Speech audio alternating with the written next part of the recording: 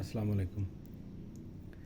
सच्चा बादशाह वारस मेरा ये सुनेहा है PNM पंजाब नैशनल मूवमेंट के मेरे सारे वीरां भरावां दे लई जिहड़ा 18 नूं अगले महीने दी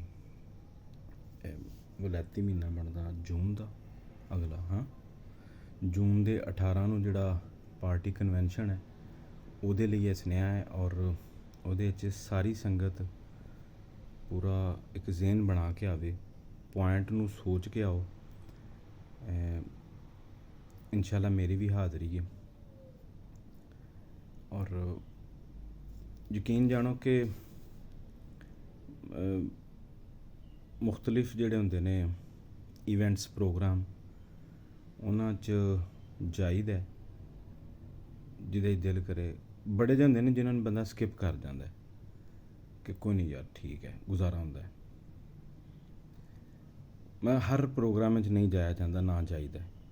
यह बड़ा ज़रूरी है इस हवाले नाल कि ये तुहाडे होंद दी तुहाडी जिहड़ा ना तुहाडे वजूद दी एक लड़ाई है पंजाबियां दी कि साडे नाल जो जो तरोपे हुंदे ने पंजाबियां दे नाल जो पाकिस्तान दे अंदर चल रहा है मजमूई तौर पर सप्त संधू नाल यानी 5 संधू सप्त संधू पंजाब जो चल रहा है सारा इस सिनैरियो उहदे च साडी होंद दी लड़ाई है साडे बाकी रहन दी। जिवें एक हिसाब दा पाकिस्तान कंढे ते अपड़ी खलोता है मतलब कि बैंक करप्ट होने वालों भी ठीक है। ये बड़ी ज़रूरत है कि जिहड़े धरती के वफादार जी ने ना जिन्होंने पंजाब नाल प्यार है जिन्होंने सप्त संधवी तहजीब नाल पाकिस्तान नाल प्यार है वो जी अपनी इंज दी अपने आप नूं मुतहरक करन, इंज दी फुआलियत ना चाहे, इंज दा टोरा टुरन कि बुरियां ताकतां नूं डका ला सकन और अपनी आवाम दे अपनी जनता दे इन्हां पंजाबियां दे इन्हां साडे भोलियां भेडां दे आ जिहड़े साडे पंजाबी ने सारे इन्हां दे लई राह बना सके। उहदे लई एक पार्टी कन्वेंशन है जिहदे च PNM दी बॉडी स्ट्रक्चर नूं इंशाल्लाह मैनेज किया जाएगा। उहदे च सारी संगत वध चढ़ के हुण तक मेरा हाल है जिहड़ा पार्टी कन्वेंशन का एक ग्रुप बनाया उहदे च अराउंड मेरे अलावा 50 वीर भरा हैं सारे ते इंशाल्लाह मैं भी हाज़र होना है।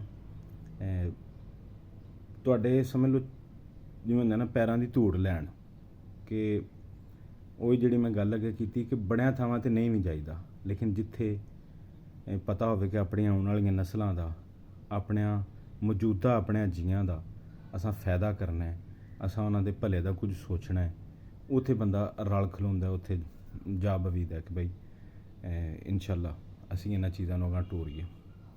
तो सारी संगत एक तो ये भी कि 18 नूं जिहड़ा चीज़ां पॉइंट सोच के आओ, मोस्ट फर्स्ट पॉइंट है। दूजा ना मुर्शद दा होया एक्सीडेंट ठीक है। मैं ऐसे वीडियो के जरिए मैं सारी संगत नूं ये भी आखना चाहांगा कि इयादत दा भी तो करो, उन्होंने पुछो दसो, बाकी उन्होंने दुआ भी करो ठीक है जी। अपना पीरां अली ना मारशा काज़मी साहब पंजाबी साहब आप सरकार का इत्थे एक्सीडेंट हो गया, पैर चोट एडा ज़्यादा मतलब वड्डा एक्सीडेंट तो नहीं लेकिन वो सोच जी बाबा बन गई। तो उहदे च दुआ उन्हां लई करो उन्हां दी सेहतयाबी दी ते बाकी इंशाल्लाह 18 नूं मिलने आ उन्हां चिर दुआवां च याद रखो।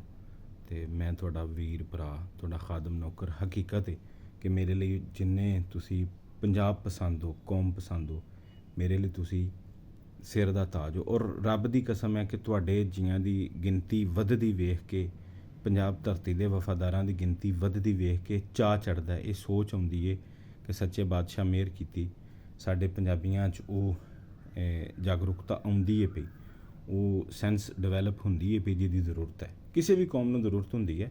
साडे पंजाबियां च असीं ज़रा ये वेखो लजपाल जिहा जी हाँ पंजाबी, असां दूजिआं नूं पालन ते रह गए हैं। उस पालन नहीं साडा अपना बथेरा नुकसान हो गया, फिर भी पालांदे ये नहीं कि असी अपना जो काम करना शुरू हो गया तो असी दूजिआं नूं कोई छिणक के परां सुटना है। फिर भी सिंधी बलोच पठान सारिਆਂ ਨੂੰ असी ਹੁੰਦੇ चारे खावां उन्हां नूं खवावां दे भी उन्हां दे खाण पीण दा रखां दे ध्यान। लेकिन ये वे कि साडे नाल जो धरोपे हुंदे ने उन्हां धरावां नूं एक ਸਮਝ ਲਓ ਮੁਕਾਣ ਦਾ ਸਿਲਸਿਲਾ ਹੋਣਾ ਚਾਹੀਦਾ। ਤੇ ਬਾਕੀ ਸੱਚਾ ਬਾਦਸ਼ਾਹ ਮਿਹਰ ਕਰੇ, ਦੁਆਵਾਂ 'ਚ ਸਾਰੇ ਯਾਦ ਰੱਖੋ। ਇਨਸ਼ਾਅੱਲਾ ਮਿਲਨੇ ਆ 18 ਨੂੰ। ਰੱਬ ਦੀਆਂ ਰੱਖਾਂ। ਸਲਾਮ ਅਲੈਕੁਮ।